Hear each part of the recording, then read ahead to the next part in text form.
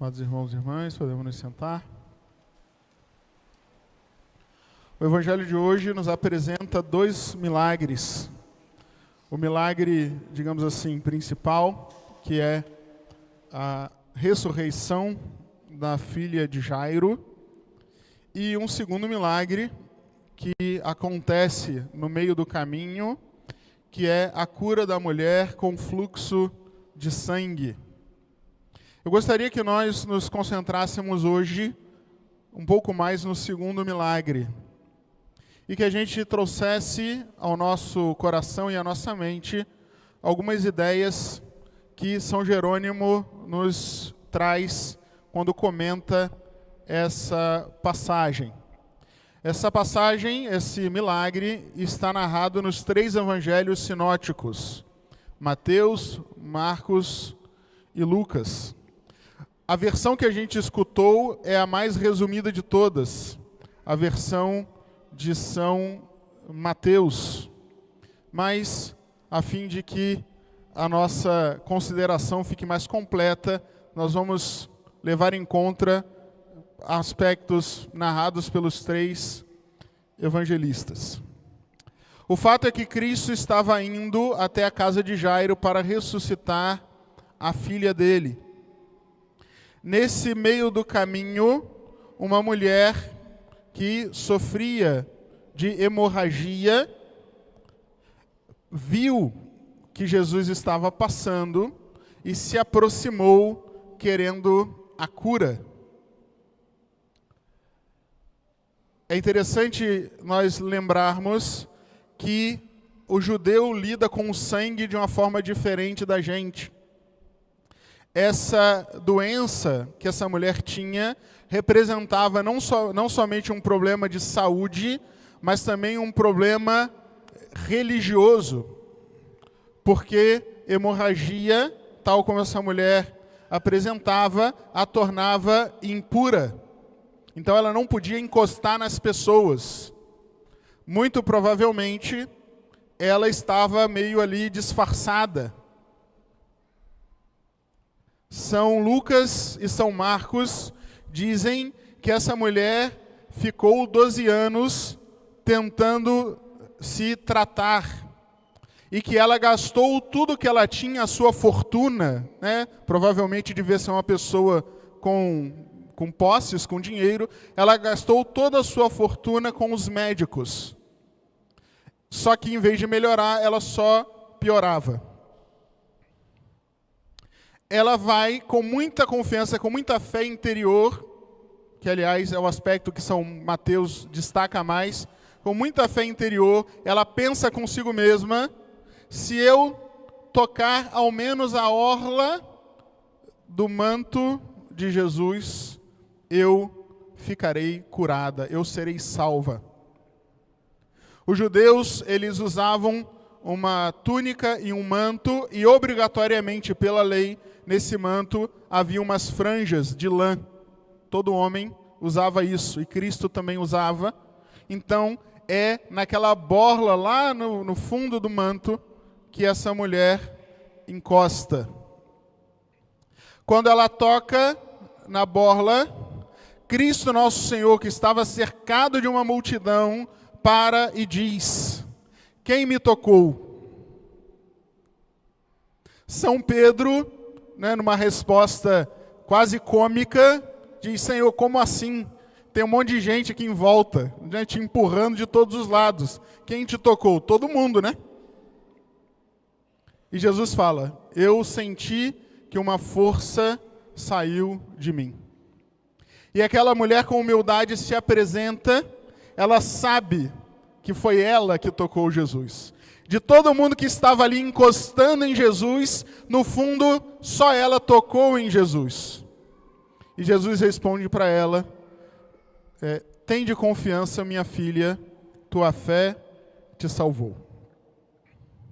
Alguns aspectos simbólicos dessa passagem que vale a pena a gente considerar. São Jerônimo explica que a mulher com fluxo de sangue representa a alma que vive no pecado. Para os judeus, sangue era vida. E a mulher que está perdendo sangue simboliza a alma que está perdendo a vida. Quando nós pecamos, nós estamos abrindo mão da vida. Quando nós cometemos pecados veniais, nós enfraquecemos a nossa vida. Quando nós cometemos pecados mortais, nós abandonamos a vida verdadeira, que é a vida da graça. E essa mulher representa a todos nós diante do nosso pecado. Uma doença que durou 12 anos. 12 na Bíblia significa plenitude. Essa mulher simboliza uma vida inteira de pecado.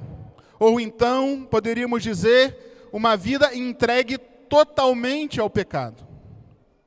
Quando a gente vive uma vida entregue ao pecado, nós enfraquecemos a nossa vida, não só a vida da alma, no aspecto da graça, mas nós vamos perdendo a vida, mesmo no aspecto natural e humano. Porque nós vamos nos afastando cada vez mais daquela que é a finalidade para a qual Deus criou todos os homens, que é a felicidade. Nós vamos nos afastando do nosso objetivo nesta vida, que é alcançar o céu com uma vida de plenitude humana aqui na terra, não temporal. Não aquilo que São Paulo fala, olha, tem gente que só pensa nas coisas terrenas. Mas plenitude naquilo que é mais humano. Ou seja, uma vida vivida na busca da contemplação da verdade, da prática do bem, da vivência das virtudes. Na medida em que nós vamos nos entregando ao pecado, tudo isso que é bom vai se obscurecendo, se apagando. O pecado, ele causa tristeza. O pecado, ele não só nos destrói, ele nos humilha, ele nos rebaixa. E assim é a alma que vive na plenitude do pecado. Quando a pessoa vive no pecado, chega um momento em que ela percebe que as coisas não estão bem. Todo mundo já passou por isso. Chega um momento em que você começa a ficar esquisito consigo mesmo, porque você percebe que tem algo errado na tua vida. Então, a gente começa a buscar soluções para essa inquietude interior. A gente começa a buscar soluções para esse peso na nossa consciência. E as pessoas mundanas buscam no mundo essas soluções. E é isso que simbolizam aqui os médicos. Os médicos, nessa passagem, aqueles que não foram capazes de curar aquela mulher, estão contrapostos a Cristo, que é o médico dos médicos, que cura corpo e alma. Assim como aquela mulher gastou tudo, é interessante que São Lucas, que era médico, fala disso. É evidente, ele não está criticando os médicos em geral, ele está dizendo, olha, esses aqui não são capazes de dar para aquela mulher aquilo que ela está buscando. Da mesma forma, meios humanos, mesmo meios humanos bons, não são capazes de curar uma vida gasta no pecado. Entendam bem, se a gente gasta uma vida no pecado, se a gente se entrega à morte, não tem nada nesta terra que vai ser capaz de curar a nossa doença. Nem coisas boas da terra, que não sejam de Deus, muito menos coisas ruins e pecaminosas. O que acontece é que a gente se desgasta na busca da felicidade nos locais errados, e aí quando a gente percebe que está perdido, em vez da gente buscar no local certo, a gente vai procurando outras alternativas insuficientes. E é isso que a gente vê no mundo de hoje. Um mundo cada vez mais secularizado e voltado para as coisas da terra e do inferno, em que acontece um verdadeiro despertar de um misticismo, de uma pseudo-religião, em que as pessoas que percebem que estão perdidas, buscando uma cura, ficam mais perdidas ainda. Só existe cura em Cristo nosso Senhor. E é isso que a gente tem que gravar na nossa cabeça e no nosso coração. Não adianta. Se eu vivo uma vida de infelicidade pelos erros que eu cometi na minha vida, na minha história, eu não vou conseguir tapar o buraco com a peneira, colocando minha esperança em outras coisas que não sejam o próprio Deus. E foi isso que aconteceu com aquela mulher. Mas, graças a Deus, Cristo passou. E quando Cristo passou, aquela mulher teve humildade e fé de reconhecer que ela precisava se humilhar diante do Senhor, porque somente nele encontraria a cura da sua doença, a cura da sua alma. E ela, com muita humildade, recordando aqui aquele gesto daquela parábola do fariseu e do publicano, aquele publicano que se coloca prostrado diante do Senhor em atitude de humildade, aquela mulher se prostra para tocar escondidamente na orla do manto de Cristo. Aquela mulher consegue a cura por meio da veste do Senhor, que confirma nela aquilo que sua fé já tinha realizado.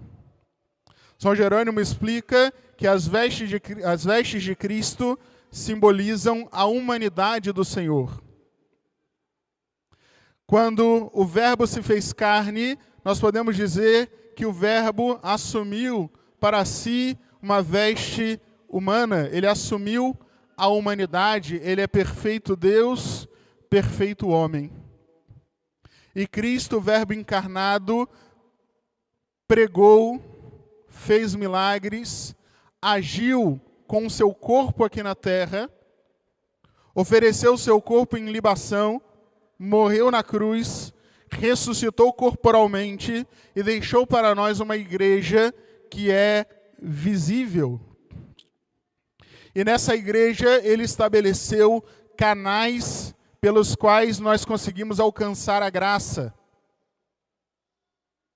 Ele deixa na sua igreja como que 7 franjas da orla do seu manto, que são os 7 sacramentos. Assim como aquela mulher que tinha fé, precisou realizar uma obra, que foi tocar na veste de Cristo para receber a salvação, assim também nós precisamos da fé, mas precisamos traduzir essa fé em obras concretas. E essas obras concretas são a busca dos sacramentos, meio ordinário da graça alcançar o coração humano. Nós precisamos ter a humildade de reconhecer que não basta que a gente busque um contato direto com Deus sem passar pela intermediação dos sacramentos. Isso é soberba, orgulho, vaidade. Cristo se fez homem. Cristo se fez alguém sensível, para que por meio dos sinais sensíveis da graça de Deus, nós alcancemos a salvação. É muito bonito a gente pensar nesse dia de hoje em tantas e tantas vezes que nós mesmos experimentamos a cura de Deus que recebemos por meio dos sacramentos. Quanto mudou a nossa existência, a graça de poder receber a comunhão, de poder se confessar, de ser crismado, de ser batizado, de casar na igreja, de receber unção. Só a título de exemplo, e para a gente finalizar, gostaria de fazer referência a um santo pouco conhecido, mas que desejo que seja mais procurado pelos católicos. Um santo francês, São Charles de Foucault. Não tem nada a ver com um Foucault filósofo, muito pelo contrário.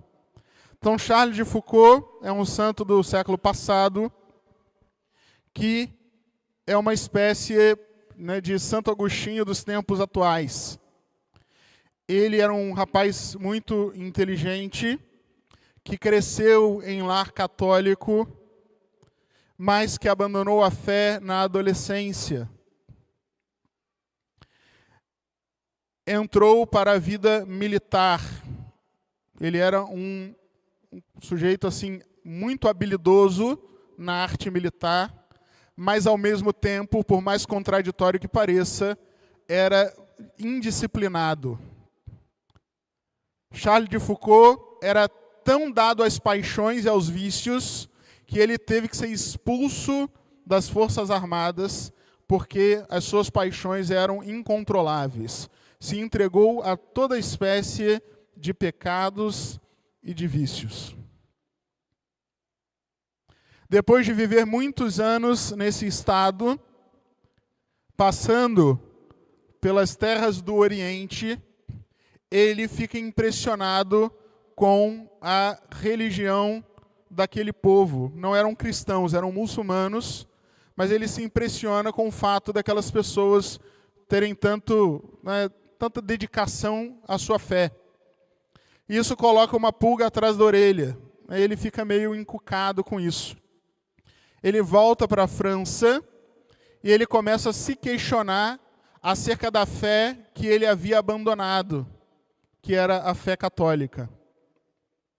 Num determinado momento, ele percebe que a sua vida estava totalmente fora dos trilhos, mas ele não sentia ainda a força interior necessária para que ele buscasse de fato uma conversão. Entendam bem, ele sabia que aquela vida desregrada não estava boa, mas ao mesmo tempo ele não tinha coragem de buscar uma vida nova.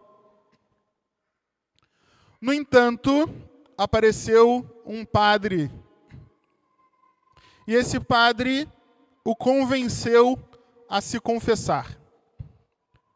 Charles dizia: não, eu não quero me confessar porque eu não sei se eu tenho fé. Eu acho que eu nem tenho fé ainda. Eu sei que eu estou errado, eu sei que eu fiz pecados, mas não estou pronto para confessar ainda. Mas o padre, de forma muito sábia, fala com ele: vem assim mesmo. Você começa, você tenta, e a fé vai aparecer. Então, num ato de humildade, aquele homem, que já tinha fé, mas não sabia, começa a se confessar. E quando ele toca nessa franja da veste de Cristo, que é a confissão, uma graça interior transforma o seu coração de uma tal maneira que aquele homem sai dali completamente transformado. Decidido não somente a ser católico, realmente, mas decidido a entregar-se totalmente a Cristo. Logo depois, ele vai para um mosteiro, fica um tempo como trapista, um tempo como eremita, e depois ele vai para o Marrocos viver no deserto, em oração, sozinho, até o dia em que uma criança envolvida em um conflito armado vai tirar a sua vida. Aquele homem que, como a hemorroísa, tinha perdido o seu sangue, ou seja, perdido a sua vida numa plenitude de pecados, que tinha gastado a época áurea da sua existência se entregando aos vícios mais baixos, se rebaixando a viver como um animal. Bastou que ele, com humildade, tocasse na orla do manto do Senhor. Bastou que, com humildade, ele se submetesse a uma simples confissão, para que aquilo não somente o convertesse, para que aquilo o tornasse santo. Quantas e quantas vezes nós nos confessamos e comungamos e não vemos mudança em nós. Peçamos a nosso Senhor que todas as vezes que a gente se aproximar de qualquer um dos sacramentos, que isso seja suficiente para que a gente seja totalmente transformado. Entendam bem, a graça do sacramento é sempre suficiente para a nossa santificação. Só que precisa de que a gente esteja aberto, precisa de que a gente colabore. Porque Cristo faz milagre em nós, mas se a gente quiser, se a gente estiver bem disposto, porque sacramento não é magia, sacramento não é superstição, sacramento é contato e relação com a graça de Deus. Peçamos a intercessão do São Charles, peçamos a intercessão da Mãe de Deus, a Virgem Maria, para que cada vez que nós nos aproximarmos do Senhor pelos sacramentos, nós sejamos curados de tudo aquilo que vai esvaziando a nossa vida interior, para que nosso Senhor, quando nos ver no céu, quando nos vir no céu, no momento do juízo, diante dele, possa dizer: esse foi aquele que me tocou, foi para ele que uma força saiu de mim. Em nome do Pai, e do Filho e do Espírito Santo. Amém.